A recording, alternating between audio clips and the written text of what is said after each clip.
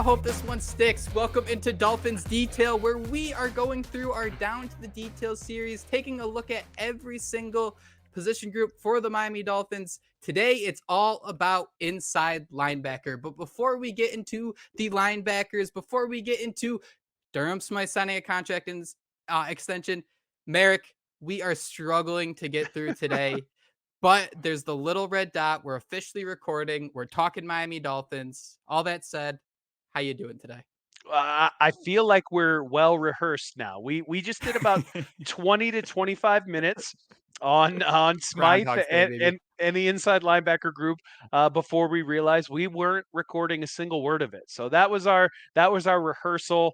That was our rough draft, our first run through. So this should be mistake and error free. Fingers crossed. Knock on wood. We should be able to get through this episode fine and dandy. But after the internet issues I was experiencing earlier and us recording without actually hitting the button to record, it's been a day so far, but a day that is only going to get better now that we can officially talk Miami Dolphins football with that red light on, with the cameras recording so that the people out there can see our beautiful faces. I'm ready to rock and roll. Like you said, round 4. Let's do it. The case of the Mondays, we're pushing right on through those. Before we get into inside linebacker, one of the more unique positions the Miami Dolphins are dealing with this offseason. We mentioned it. The news came out. Durham Smythe signed a 2-year contract extension to remain with the Miami Dolphins. And Merrick, I think the biggest part of this conversation that everyone wants to get real jazzed about is that the Dolphins don't have this star tight end and how it needs to be a priority in the draft. But for me, you look at the extension for Durham Smythe, and something I want everyone to keep in mind is it's not often we see these tight ends come in and impress in year one. You need someone like a foundational piece like Durham Smythe to kind of hold down the fort as you have someone like a second round Mike Gesicki trying to figure things out, as you have a third round Hunter Long who can't see the field. So as we talk about this, as we look at this tight end room, Merrick, I just wanted to like be out there that, hey, tight end isn't really one of those plug and play positions. It's one of those, you need to grow. You can't expect a 20, 21-year-old to come in and be that guy who can stop 27-year-old pass rushers and then go escape a 26-year-old linebacker in space. So that said, my huge rant out of the way, how do you feel about this deal? What does it say about what Mike McDaniel and this offense thinks about Smythe moving forward? Yeah, I think it signifies that Mike McDaniel and the entire Miami Dolphins organization might like Durham Smythe a lot more than the average Dolphin fan. I think Durham Smythe has been solid, consistent. He's not a guy that's going to go out there like a Mark Andrews or a Travis Kelsey and light the stat sheet up. In fact, he has like 80 something receptions for 800 and something yards and 3 receiving touchdowns in his 5-year career with the Miami Yep. Dolphins. Also contributed 4 carries for 4 yards and 1 touchdown on the ground. So Beautiful. you can't shortchange him there. But he does his job. He does what's asked of him. He's an above average blocker at the tight end position, which is something that Mike McDaniel's system does put an emphasis on. And I don't think it keeps the Miami Dolphins from doing whatever they want to do in the tight end room. If they want to draft a tight end at 51, if they want to draft a tight end in the 3rd round, if they want to wait and sign an undrafted tight end, after the draft is over, that's a possibility too. If they want to go out there and sign a free agent or make a trade for somebody, that is also on the table. This wasn't a big money extension. He signed through 2025 now. I think he's got 5.5 million guaranteed on that contract. So it's really a 1-year deal that they can get out of if they need to next season.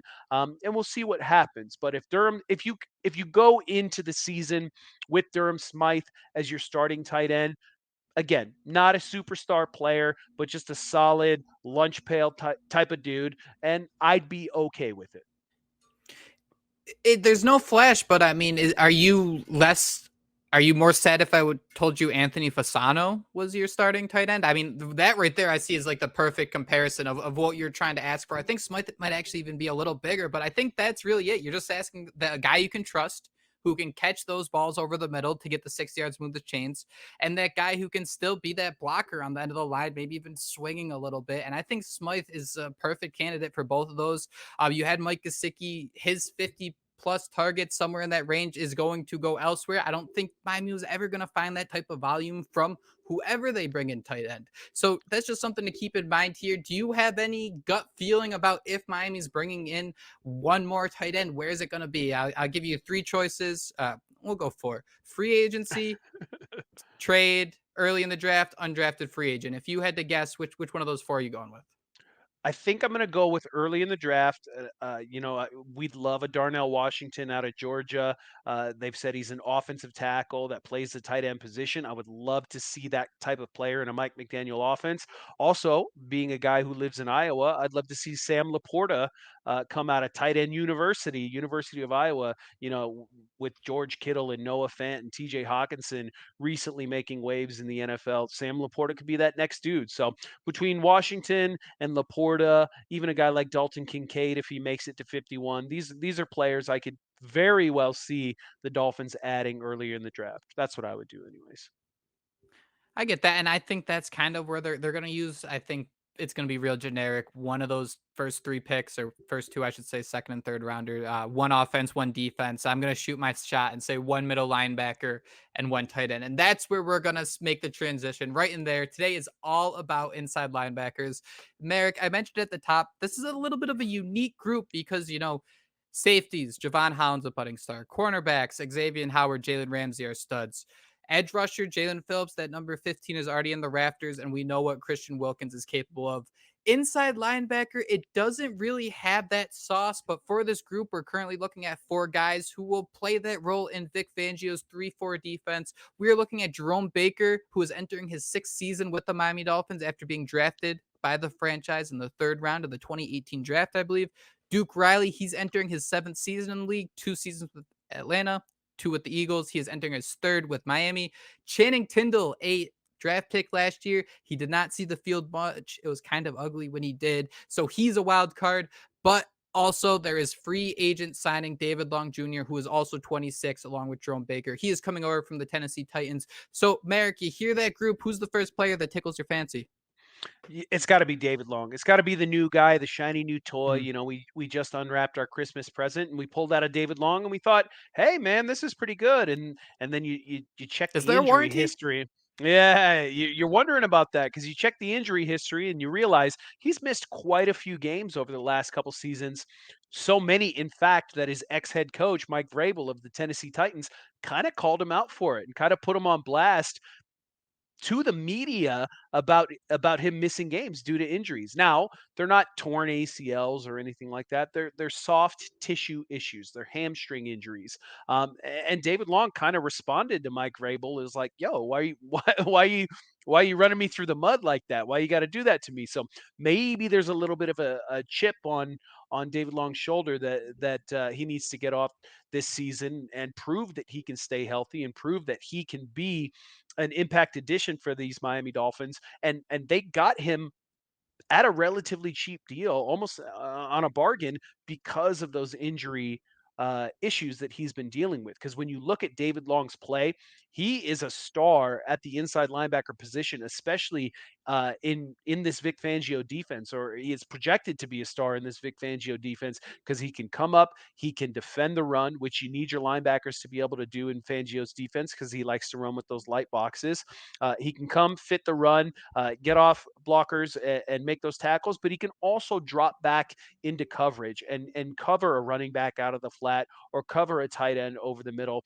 And that's something that the guy who he's replacing, Landon Roberts, wasn't actually able to do all that well for that Dolphins defense. He was a thumper. He could go up there and stop the run, and he was a great blitzer as well, but he could not cover anybody on those pass routes. So that's something David Long can do and he does excel at. So as long as he can stay healthy, I think we got ourselves a stud for pennies on the dollar.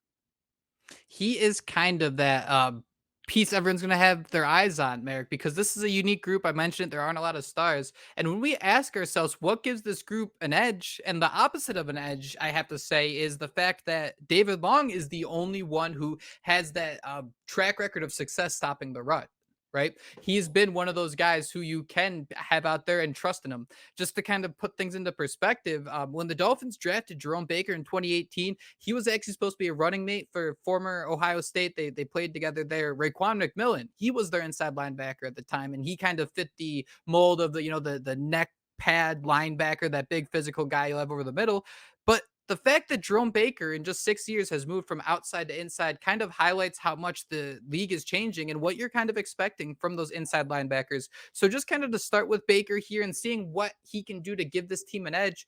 He's entering his sixth season in Miami. He spent his entire career here. His biggest claim, his biggest feat, I'd say, is that he hasn't missed a game at linebacker. That's so impressive. And you think back, I think a couple years ago, it was Brian Flores gave him a pretty chunky contract extension, let's say. And I think that was kind of it. It was like, hey, this guy doesn't miss games, but he's never been one of those big playmakers, right? You won't see a top 10 list that has Jerome Baker, but he's always been sound, hasn't been great, but he's fit in and filled the role. It's worth noting that he graded out as a top 5 blitzing linebacker last season. Landon Roberts was number 1 according to Pro Football Focus. And, instantly we think that was Josh Boyer's defense. We're not going to do that anymore in terms of having your linebackers come up and pursue the quarterback. Well, when you word it like that, it sounds like you got to come up into a lot of pursuing of Josh Allen. So, Merrick, when you mentioned David Long, what he's capable of, he was actually ranked number 6 as a pass rushing inside linebacker. So, we see that stat. We instantly think about Josh Boyer and how opportunistic he is at blitzing, kind of silly, but blitzing linebackers do more than just strictly, run at the scrimmage at the hike of the ball and chase after the quarterback. Yeah, and Josh Boyer, he was a blitz happy dude. The Dolphins defense was one of the highest blitzing teams as far as percentages go in the NFL. You're not going to see that as much with Vic Fangio. So you're going to have to rely on your other skill sets. So will Jerome Baker fit into this defense? I have my questions, and that extension he signed just a couple years ago is starting to look a little pricey. So you almost wonder if the Dolphins are still in the inside linebacker market. I think they are. They only have four bodies on the roster in that position room. I think they will look to add somebody else, either somebody that gets cut loose in training camp from another squad, or maybe in the draft as well. There's another Iowa guy, Jack Campbell, who plays inside linebacker that tested really well at the combine, and he's a tackling machine. So maybe they look to add another body there, and maybe that makes Jerome Baker expendable at the end of the season. That's going to be one of the biggest questions because while the Dolphins keep swinging at all these different positions, inside linebacker has not been one of them. Duke Riley is another guy. He's better in pass coverage. He's more of a rotational linebacker, though. You're not going to see him out the field for Big 100% of the special teams snaps. guy, yeah. Had a few big plays for the team. Is his first year on the roster. I think back in 2020, he had I think a blocked punt or something along those lines, if I remember correctly. And then to me, I think the biggest wild card is Channing Tindall because when we're looking at this group and we're looking at what offseason priorities are left, when you consider that Miami, they're super low in cap space, but you got 13 mil coming in from the Byron Jones refund check that's coming in shortly.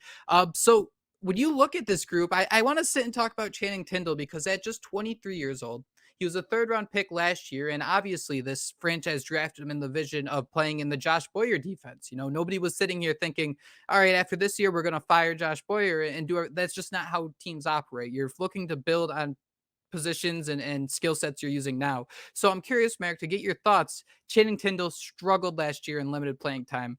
Is he going to be one of those guys who are just kind of thrown to the curb that just kind of gets lost in the huge shuffle? You think about the fact the Dolphins are bringing in, God, they had 28 guys under or on their roster when free agency began. That number is going to get to 90 for training camp. Is he someone who's going to get caught up in the storm, or is he someone who he has that skill set that he can kind of still stick and maybe live through that adjustment of changing a scheme? Yeah, I sure hope that they don't let Channing Tindall go. There is a little something there. When you watch his college tape, I mean, he's fast, he's instinctual, he's rangy, he can play sideline to sideline, and I think there's a role for that in this defense. Is he going to unseat somebody like Jerome Baker in his second year in the league? I don't think so. But I would like to see him stick on this roster, play a little special teams, and have an expanded role. It felt like they kind of gave up on him a little bit early last year. preseason, everybody was talking about how he can be that QB spy against some of these running quarterbacks. And then they really only kind of let him do it in one game for like 2 or 3 snaps And it against was ugly. against Justin Fields in Chicago. And you're right, it did not go so well. But if you gave up on all rookies after 2 or 3 bad snaps at the beginning of their career, I don't think we'd even have a National Football League. So You're you right. got to give Channing Tindall more opportunities. And Vic Fangio said in his introductory interview that everybody's got a clean slate with him. So he'll see how Channing Tindall performs, in OTAs and in the preseason, and who knows, maybe he surprises us. But I do think Channing Tindall is a good football player based on what you saw when he was at Georgia. And I think he'll look to make an impact this season. I hope he does, but that's certainly a big question going into 2023. So you got Long, Baker, Riley, and Tindall. That's four guys. You pencil in Long and Baker as your starters. One injury, you got Riley and Tindall going in there. Would you be disappointed if they don't make another addition to this group outside of an undrafted free agent? They're going to fill this room with bodies. Don't get me wrong. You're going to reach that roster of 90 players. But is there a level of commitment you feel like they still need to make at middle linebacker, or are you settled with the group? They're certainly going to need to bring in some more bodies. Now, is it going to be a high price guy? Probably not. A lot of those guys are off the market at this point already, but you got a lot of money tied into that room. Jerome Baker is a pricey guy. David Long, we got him at a bargain, but he's still eating up a good chunk of change there. A couple lower price guys in Tyndall and Riley, but I could absolutely see them adding another body via the draft, whether that's early on in round 2 or 3, or maybe they wait until round 6 or 7. I don't think they're done at this group. I just don't think you're going to see that splashy move at linebacker. It's kind of just like a, I hate the worms stopgap, but that's just kind of what this group is right now. You're like, all right, could be better, could be worse. We're set, that type of thing. And I think that's a perfect way to transition to what is this unit going to look like on the field, because we mentioned all the different position groups, and the linebacker has an opportunity to be the kid in the science project who does absolutely no work and puts together some absolutely stunning film no matter what. Yeah, I do think this will be a better group than it was last year, based solely on the addition of David Long, and then I guess not solely on the addition of David Long, but also on the addition of Vic Fangio. Vic Mhm. Fangio, as a defensive coordinator, he's a mastermind, one of the best defensive coordinators in the history of the league, highest paid defensive coordinator in the history of the league. So if this unit isn't better, then maybe we just have a problem right then and there off the jump there. But I do think David Long is going to make a big difference. Like we talked about, he can drop into coverage. He can cover those running backs. He can cover those tight ends. And how many years in a row has the Dolphins defense just gotten roasted by opposing tight ends? Like, it's just at this point, you just expect it. Like, it's not Yep. even a surprise anymore. We make average tight ends look like George Kittle and Travis Kelsey on the regular. So as long as they improve from being just god awful to being somewhat adequate, then that's a big improvement as far as Dolphins linebackers go. And you think back to how the defense operated last year, it was a lot of pressure on those linebackers. Maybe not that you're going to give up a monster play, but on that 3rd and 6, 3rd and 7, you're still 1-on-1 coverage on the guy who you can just dump it off to underneath. And the way offenses are operating, they always have it built in where the linebacker or the safety is going to have to, whether it's work around a lineman, run all the way to the other side of the field. They're always doing different things to give these guys just a little bit more of an edge. So, Merrick, can this be a weakness that is exploited by opposing teams? Is this going to be a situation where, like last year, I mean, it's not going to be the same defense where you're blitzing every play, but if you have Jalen Ramsey, Javon Holland, and Xavier Howard behind you, and you got that crazy pass rush in front of you, what's stopping you from just dumping it off to the running back and tight end 50 times a game? Because that might be the best way to stop this Dolphins defense. Well, hopefully, again, with the addition of David Long, and then you got a lot of speed guys, right? Jerome Baker's a fast dude, Channing Tindall's a fast dude, and with Vic Fangio leading the show there, hopefully he'll be able to coach him up, get him to use those skills to the best of their ability, and be able to increase the Dolphins' defensive productivity in terms of covering those running backs, covering those tight ends, and not letting that be the biggest liability. But there is a good chance that that will be one of the ways that opposing offenses attack this team, because that's just kind of how it always has been, at least over the last 7, 8 years in a row now. So we'll see if that gets better. If it does, look out, because this is going to be one of the best defenses in the league, and I truly believe that. Is this that group that you think does it? I mean, the expectations are kind of solidified everywhere else, but you do need that one surprise, like when the Dolphins, let's say, are playing on Sunday Night Football. Um, would it need to be one of those linebackers where it kind of has everyone's like PFF grade underneath, and you all of a sudden see, oh God, like Jerome Baker's the third highest graded linebacker in PFF? Does that need to happen for this group to reach its potential? Do you feel? No, I don't think so.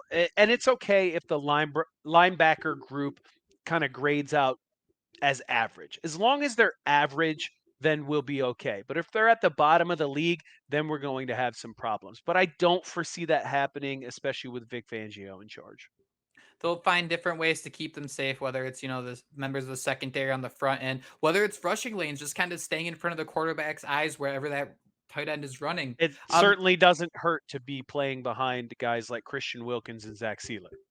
yeah, exactly. That's kind of the thing, and I'm curious, is there a scenario where like we can sit here and say like these guys, it's pretty easy for them, right? You have all these talented stars around you where you're gonna kind of be the a second thought where you sleep on me, it's gonna be your mistake. That's how a pick six goes back the other way or something like that. But Merrick, do you see any type of scenario where we're kind of sitting here? Let's say, I don't know, when they make the Bradley Chubb deal, let's say, well, week 10, 13, somewhere in that range ish. Is there any time we're sitting here around that time, late October, early November, and we're kind of regretting, like, hey, like, why didn't we send a second round pick to the Bears for Waquan Smith instead of sending a first for Bradley Chubb? Is there any way that linebacker is that big of a weakness where we could have that regret? Yeah, absolutely. If David Long goes down with another hamstring injury, or God forbid, worse, and you're left with Jerome Baker and Duke Riley starting like they did a couple times last year, I think we might be kicking ourselves. But maybe they'll make another trade mid-season, close to that trade deadline. These are options that are always on the table. But for right now, I do really like the addition of David Long, and I think we'll be able to get by with that. Plus, we'll see another addition or two in that room. It seems like the Dolphins, I mean, they're obviously taking swings, but they're doing them, in trades more than anything. It seems the free agency moves they've been just really numbers based, right? I hate to always go back to money, but it does seem like they took someone's traits, they like just erased names. They even erased how many games they played. When you look at both, when we get to edge rushers, Malik Reed's another one. It's like they kind of just erased some traits in some aspects of these players and like just pinpointed on specific aspects of them. And that kind of seemed like what they did with David Long, just like, hey, this guy can tackle. Hey, he was used in so many different ways. We have the numbers here that he was great, but you got to stay healthy. Yeah, and I mean, you can say that for pretty much every position group across the board for the Dolphins. I mean, obviously, Right. quarterback has been often injured. Running backs were injured quite a bit last year. Wide receiver, even like Cedric Wilson went down a time or two, and he was not able to live up to that number three receiver role. Offensive line was injured. The cornerback, obviously everybody knows the Byron Jones saga. So the Dolphins were uh, snake bitten last season. They had a whole lot of injuries, and they're banking on guys again this year that have a long injury history. So we got to cross our fingers and hope that one of these years luck is going to be on the Dolphins side, and maybe that's 2023, and I sure hope it is. What are the odds you'd say that David Long leads the team in tackles next year? I would say that's pretty high. It's either going to be Long or Baker, but I think David Long can be that guy. I think he is an impact addition. I think he's kind of I would say he's the most underrated signing that the Dolphins, or underrated addition that the Dolphins have made this offseason. Everybody wants to talk about the Jalen Ramsey addition, and for good reason. He's a stud player. I'm very happy about the addition. But if you ask me my second favorite addition behind the Jalen Ramsey ad, or the Jalen Ramsey trade, it would be David Long by a long ways too. It goes back to the analytics. A lot of those guys are really into the David Long signing, and it goes back to what we said before. Like, players are injury prone until they're not. Like, you can have all these injury issues, and then one year you step in and you just don't take that nasty hit, or you just fall a little differently, and all of a sudden, boom, I'm not injury prone anymore. Jesus cured me just like that. Uh, I gotta ask, if you saw like if you just saw like on ESPN, it shows like four stats up at the top for each person. If it showed that David Long led the Dolphins in tackles, what would you say the record is? Well, last year I think Javon Holland led the team, or was it? It might have been Baker, but Javon Holland had quite a few It tackles was as Holland. well last year. Was it Holland in the Yeah, secondary? You never want a member of your secondary you leading the know team in exactly what I'm tackles. getting at already. So if we're going from the secondary and we move it to the linebackers, that's got to be worth another win or two, right? So instead of 9 regular season wins, we get 10 or 11. I'll take it. Gets us to the playoffs, right? Exact. And I was gonna follow up with that. If you see Javon Holland again leading this team in tackles next year, how are your thoughts different if it was David Long? So if Javon Holland is leading the team in tackles, we got another poor defensive showing on our hands, and hopefully the offense can perform as well as they did last season, if not better, as long as Tua stays healthy. There's that health question again. I would prefer it's David Long over Javon Holland, but I'm fine if it's Jerome Baker too. Hey, maybe he Yeah. outperforms expectations. I'm cool with that. Just one of those guys. Let's get a linebacker leading the team in tackles as it's supposed to be. I was gonna say, so if we really wanted to boil it down, it doesn't matter who it is, but this linebacker group, that's what we need to see, right? Just simple. It doesn't need to be coming up and swatting down passes. It doesn't need to be sacking the quarterback with that blitz rating. It's simply just tackling. Like it really is that simple when you look at all the requirements for this Dolphins defense that it boils down to that. There, just to kind of boil it down even a little farther, what is the issue with having someone like Javon Holland leading your team in tackles? Well, if Javon Holland is leading your team in tackles, especially last year's Javon Holland, where he was playing a lot more of that traditional safety role and he wasn't coming down into the box as much as he was his rookie season, when a defensive back leads your team in tackles, that means ball carriers are getting past that first line of defense, getting past that defensive line, getting past the linebackers. The linebacker's job is to find those open lanes and fill them and tackle the ball carrier before he gets deep into that secondary. So if your secondary players are leading the team in tackles, that means the ball is getting past those linebackers, whether that's on the ground or through the air. So hopefully that doesn't happen again, and hopefully the David Long addition can make it so it doesn't. It seems so like you're trying to build up to this point of like this revelation of like this is what we need, but that's it with linebackers tackles. Like it's crazy to think just hey man Find the just ball carrier, bring them to the ground. It's pretty simple. I played linebacker in high school, actually, not inside. I played outside linebacker, but I mean, there's no more fun that you can have on a football field than hitting somebody so hard that you just see the fear in their eyes as they get up and they go, I don't want to play this game anymore. So hopefully go a we little have a slower in that hole. yeah, hopefully we get a couple linebackers that can do that to some Buffalo Bills, some New York Jets, and some New England Patriots this upcoming season. And let's wrap up with one final question here.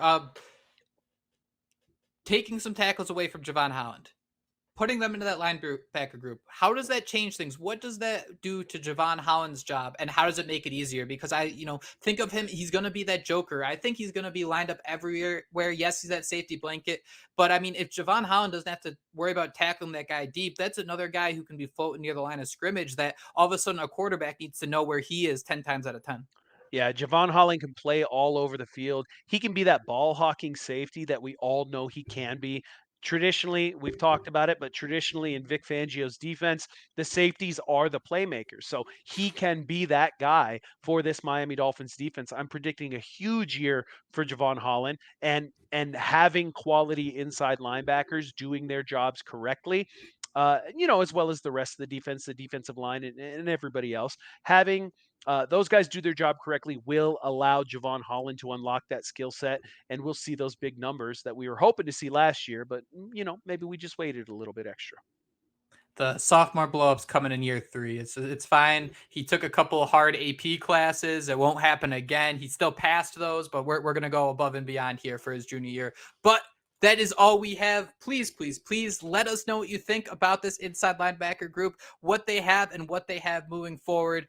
If you're just joining us for the first time, we have already done this for the safeties and cornerbacks. So join us on this trip. Go check out those videos. But that is all we have for today. Thank you so much for watching. If you're liking the show, please hit that subscribe button. But until next time, we look forward to talking to you.